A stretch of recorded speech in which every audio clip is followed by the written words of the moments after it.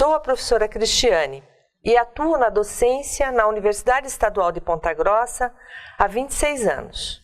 Sou mestre pela Universidade Federal do Paraná e doutora pela Universidade de Brasília. Meu contato com o ensino EAD começou em 2009, quando implantamos os cursos de EAD na UEPG, pelo convênio com a Universidade Aberta do Brasil. Minha participação nos cursos de EAD foi diversificada. Escrevi livros para disciplinas da graduação, atuei como professora formadora e, por último, na parte administrativa, atuei como coordenadora de tutoria do curso de especialização em História, Arte e Cultura. Orientei e participei de diversas bancas de avaliações de TCC ao longo das edições dos cursos de graduação e dos cursos de especialização.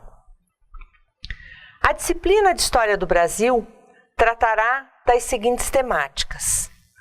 Na primeira unidade, você verá em que moldes o Brasil conquistou sua independência. Nesta unidade, debateremos o processo de criação e fortalecimento e perpetuação do 7 de setembro. Procuraremos mostrar como o 7 de setembro se constituiu e foi constantemente reconstruído em uma data representativa da independência do Brasil. Na unidade 2, discutiremos os conflitos pós-independência. Buscaremos captar a perspectiva de alguns atores sociais, como, por exemplo, as mulheres, na Revolução Farroupilha. A Revolução Farroupilha ocorreu no Rio Grande do Sul após a abdicação e o período em que o Brasil era governado pelo regente Feijó. Esta rebelião, gerada pelo descontentamento político, durou por uma década.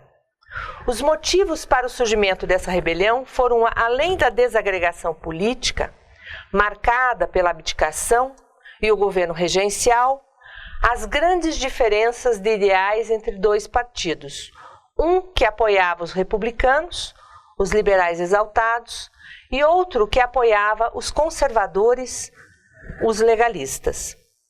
É preciso destacar que no âmbito da historiografia, muitos têm escrito sobre a Guerra dos Farrapos. Exaltam-se seus feitos, combates e batalhas, e combatentes são guinados a heróis. Nesse processo, porém, as grandes ausentes são as mulheres. O que se sabe da atuação feminina na guerra? Como elas viveram no período da Revolução? Algumas pesquisas em arquivos e jornais da época nos mostram indícios para compreendermos como mulheres atuaram nesse período na região. Ana de Barandas, natural de Porto Alegre, foi uma delas. Na unidade 3, trataremos das resistências escravas no século XIX. Historiadores brasileiros e estrangeiros têm se dedicado ao tema de analisar as especificidades da escravidão negra no Brasil.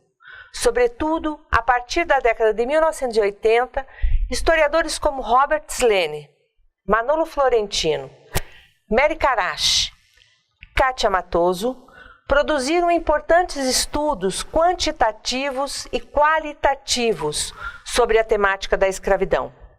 Alguns deles, inclusive, demonstraram, com farto material documental, a existência da família escrava, antes negada por parcela de estudiosos do tema do escravismo. Assim, nessa unidade, procuraremos analisar o tema da resistência escrava no Brasil do século XIX.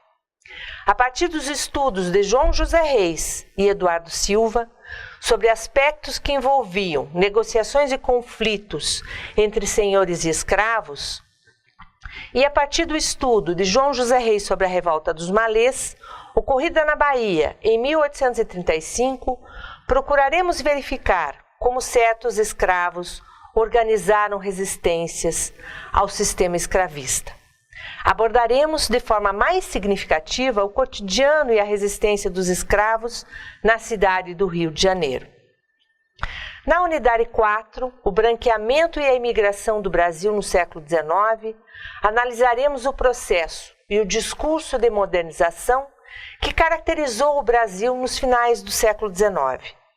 A história racial brasileira, percorrida até o momento, nos trouxe a participação dos negros, a visão desses no imaginário dos homens livres e brancos, e os movimentos internos da comunidade negra que objetivavam conquistar direitos e espaços que só eram permitidos aos homens brancos e livres.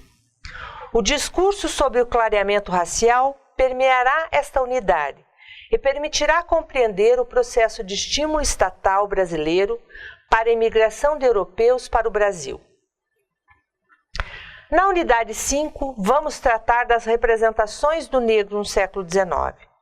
Uma das histórias que apareceu no jornal Correio Paulistano foi sobre uma negra chamada Tia Josefa dos Prazeres.